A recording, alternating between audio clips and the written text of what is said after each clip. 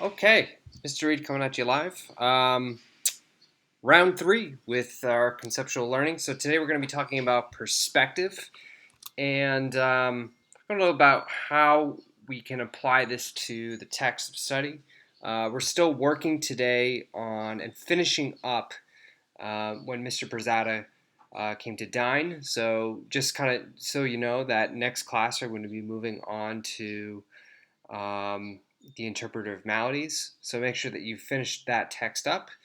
So let's talk quickly about perspective. So perspective is a text that may offer a multiplicity of perspectives which may or may not reflect the views of its author. Right? That is a really important thing to know. Is that sometimes, and this applies to every text ever written, um, the author sometimes will insert their opinion into, let's say, the characteristics and opinions of one of their own characters in the novel. But that is not always the case, right? So readers have also their own perspectives, which they bring to their interaction with the text. And this is the second part of it. So there's the representation of an idea in a text that might be or may not be the opinions of an author, but there's also the perspective that we bring to a text, right? And so this entire semester has been focusing on being able to first just make a general sense of meaning when we read a text, but then also using this thing called a critical lens, and that is the post-colonialist lens. So when we read a text, we're using, it's almost like we're putting on a pair of glasses and we're reading through a book and we're thinking about, if I was to look for certain qualities of a text that reveal something about the effects of colonialism, whether it's the colonized or the colonizer, um, I am using a critical lens there, right? I'm looking for systemic, cultural um, uh, aspects of a story, whether it's a setting or the mindset of a character, like colonial mentality, and how that's being represented in the text. So we're looking specifically for certain aspects of this thing called the colonialist effect in a novel. This variety of perspectives impacts on the interpretation of a text and therefore deserves critical attention and discussion. Okay, so as I mentioned, this actually brings us to Owl Purdue. There are a couple set of questions here. But basically, again, this is what the main focus of this semester has been all about, is being able to critique a text using a lens, not just saying, oh, this is my opinion, right? There are a couple other lenses that we've been working with to a lesser extent this year and last semester. One of them is the feminist lens, right? So how women are portrayed in the text, um, and also the systemic issues that lead to women being portrayed in a particular way in a text, right? So again, this is a really good link here. Feel free to check that out. We did that a lot, obviously, with Elizabeth Bennet. And then we also talked a little bit about race in Jamaica Kincaid's A Small Place, and then also Thumbo's text as well, and then also a little bit of Adichie. Beyond just post-colonialism, also looking at it through a critical race lens. We also have talked a little bit about how to approach a text looking at it through a class lens, so the way in which classes are represented in a text. Um, so today, these are some bigger um, conceptual higher learning approaches that you're going to be dealing with IB. Today we're just going to be exploring and having some fun with that. Um, so if those last two critical theories are a little kind of like, whoa, again, I'm not going to be assessing you on the feminist lens today per se, or the critical race lens, or even a classist lens. It's primarily going to be focused on post-colonial lens. Um, but I do challenge you, hey, try it out. If I show you a text, can you be able to find the way that women or maybe people of different races are represented in a text, or maybe class? So here's an example of post-colonialist lens. Um, in this particular passage, if you need to take a minute to hit pause, that's fine. But basically, we have this character who is in the library learning a little bit about um, the East Pakistani conflict and also the history of partition in India. And Miss Kenyon is a character who's a librarian. She basically says, like, no, you cannot, why are you reading about this? It has nothing to do with what you're consulting, right? I love that word, to consult. It's so economic. And basically, she has to, she's limited. She's told that she can't learn about her own sense of identity, also can't learn a little bit about culture and the history of her country, and also the history of colonialism, right?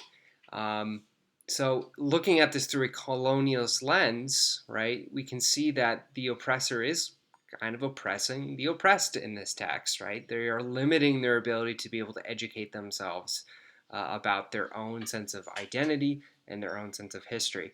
And using intertextuality, a little connection to another text. Well, if you look back to Jamaica Kincaid's about the small place when they're talking about the earthquake and how the earthquake destroys the library and then no one goes back and builds it back up, right? So there's this limitation on education that is not only historical but also the effects of colonialism. Lastly, now that I have learned Mr. Pirzada was not an Indian, I began to study him with extra care to try to figure out what made him different. I decided, right? So we have this character who, because he is seen as other, the character sees the main character, Lilia, sees Mr. Pirzada as being other, right? And I go, that kind of reveals a little bit of this colonial mentality that this character has that she sort of has to overcome over the course of the short story, right? This is again something that's present earlier on in the text.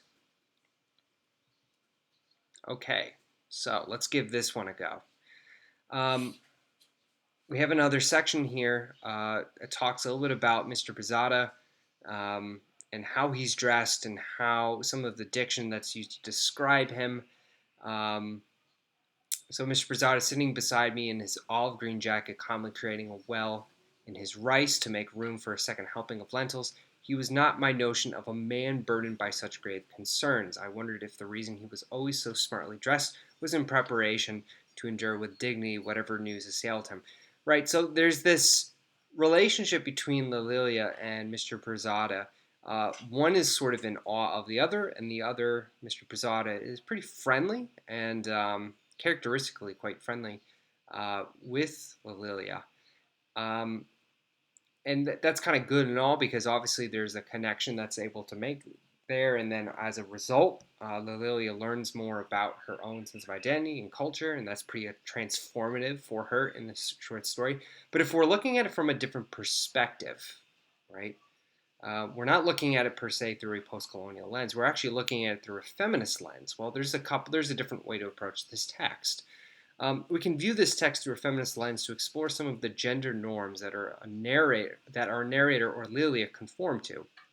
For example, Mr. Pirzada is portrayed by the narrator as being a gentle and kind but authoritative and calculated figure, right?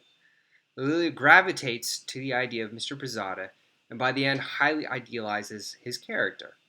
Mr. Pirzada also embodies many of the masculine gender norms men are expected to follow in the U.S. during the time period in which this story takes place, and the patriarchal role as a father in his own culture, right? There's a couple times where he sort of cries, and so I guess that would be kind of going against the sort of machoism within the patriarchal society, I suppose. But in general, he is a pretty well-dressed, well-mannered, very composed, always sort of seems ahead of the game. The feminist lens may also argue that Mr. Pirzada uses Lilia to supplement the loss of her own children and his own role as the patriarch of his family, which in turn creates a power dynamic between both characters. And I said, whoa, because that's big stuff, right? Again, I'm not assuming that assessing you on this, but I would challenge you to think about maybe how we could approach this text using a feminist lens. So that's big stuff. So really, there's two aspects of attendance work today. So the first one is finishing up when Mr. Pirzada came to dine. And then what I'd like you to do is, using your post-colonial lens, I'd like you to find 2 examples from the text dealing with people, places, ideas, interactions, or events, and discuss how they are influenced by colonized powers and or how they were affected by colonialism. So this is where you want to maybe plug in things like hegemony, or maybe talk about otherization, look at how characters interact with one another. Optional, right? Again, you do not need to do this, but this will be an optional choice in your attendance work. Um, Go ahead and try to tackle this text using a feminist lens. How are Lily and Delia's fathers portrayed in the story? How would a feminist view those portrayals in relation to the character or character dynamics? All right, and then finally our additional reads. So just go ahead and choose one of these 2 options for your attendance work, and that is it. So feel free to email me, but otherwise I'll be getting in touch with your Zoom groups today. Have a good one.